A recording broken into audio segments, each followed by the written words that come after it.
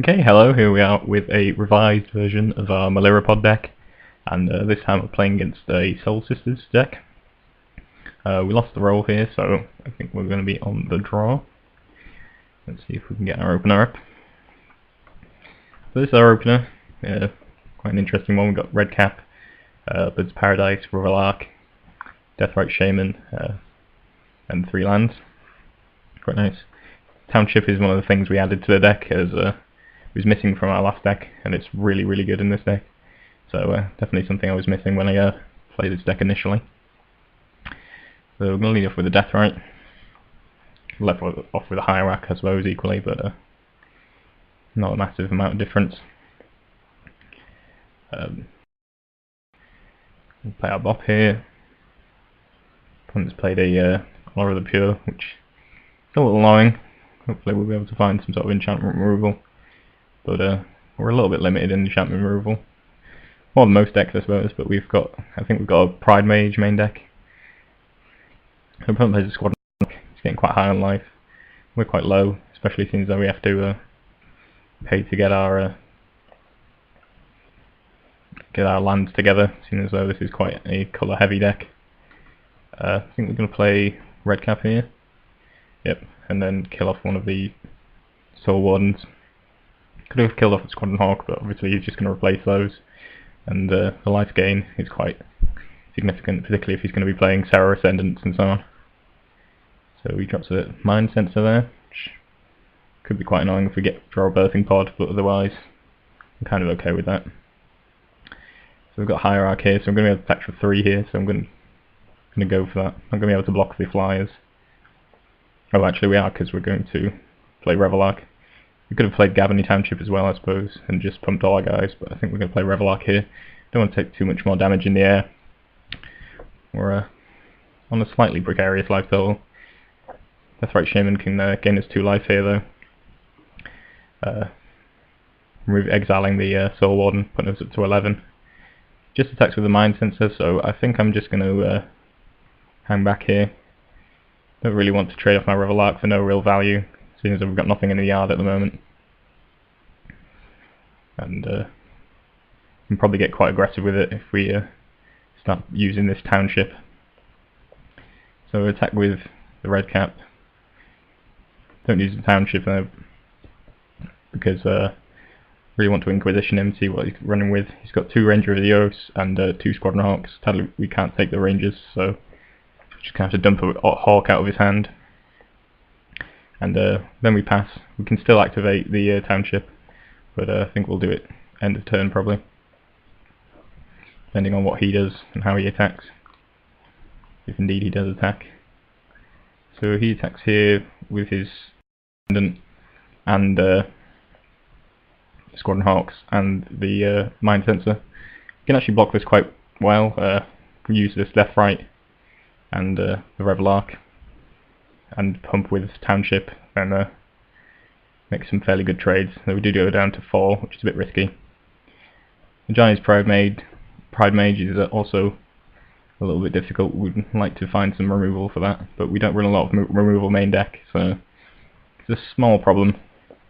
Township does mean though that we're getting lots of pumps for our guys, and provided we can in good shape to win through just by attacking with all our guys. We're just going to have bigger guys than he has, even with his Honor of the Pure and so on. But yeah, Pridemage is a little bit of a problem, but we've still got quite a lot of guys to help us try and deal with that. So his Pridemage goes to 7/7 here. He can play out his Ranger, and he's going to find a Serra Ascendant and a Martyr of Sands. So it's not good news for us. Serra Ascendants are obviously massive, but he has to be over 30 life. Still got quite a high life total, that's why I persisted in attacking. Definitely want to keep him below 30, and ideally even further below that, but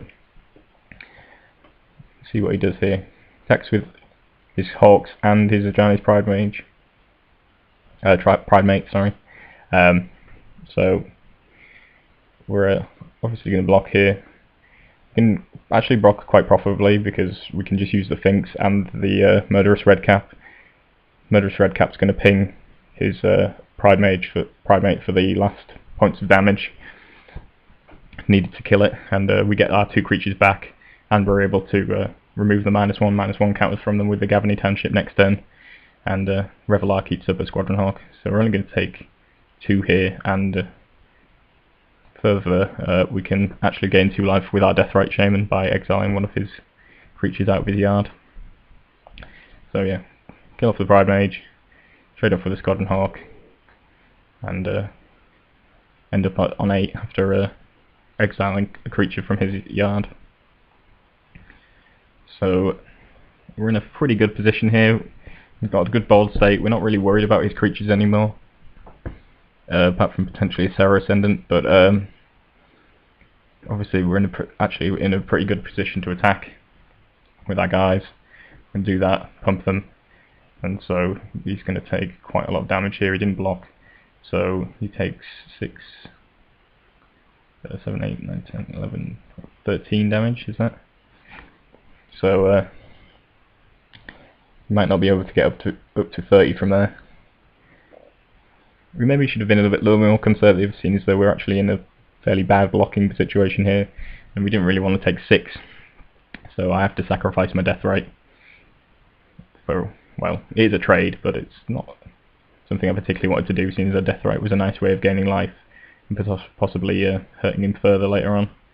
But yeah, we're going to trade with the Ranger here and gain 2 life before we do.